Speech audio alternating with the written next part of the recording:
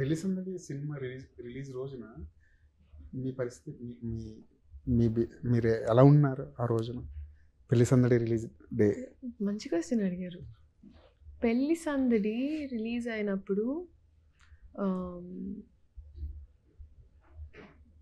నాకు గుర్తుంది. కరెక్ట్. నాకు ఒక సీట్లో కూర్చొని ఇట్లా బాచిం పట్టి వేసుకొని నేను ఇక్కడ వరకు ఇలా చూస్తున్నా. ఏమవుతుందంటే ఆ ఫస్ట్ టైం అర్థం కాదు మనల్ని మనం చూసుకోవాలా, లేకపోతే నాకు గుర్తుంది దాంట్లో ఇంట్రొడక్షన్ ఫస్ట్ వచ్చి చంద్రముఖిలాగా అనిపిస్తాను నేను.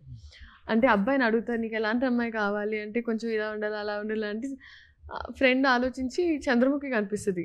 సో అప్పటికి వాళ్ళందరూ నా ఇంట్రొడక్షన్ అనుకున్నారు. సో అందరూ రియాక్ట్ అవ్వడం.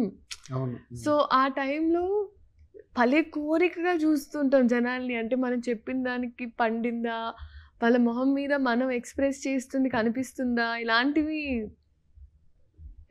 భలే ఉంటాయి. సో నేను అలా ఫుల్ టైం ఇట్లా చూడలేదు. వాళ్ళ ఎక్స్ప్రెషన్స్. రాఘవేంద్ర గారు ఎప్పుడైనా కనిపిస్తే ఏమంటుంటారు అంటే అమ్ములు ఆయన స్కూలే, I'm his product only. But I'm so grateful అండి, సో గ్రేట్ఫుల్.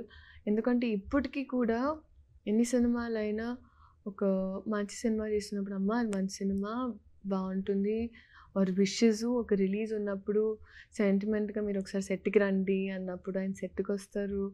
ఆయన ఇట్ వాజ్ నైస్. అంటే ప్రతి సినిమా సెట్కి వస్తుంటారు మీరు పిలిస్తే?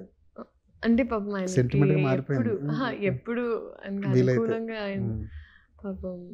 బట్ అలా ఓపిక ఉంటుందండి, చాలా ఓపిక.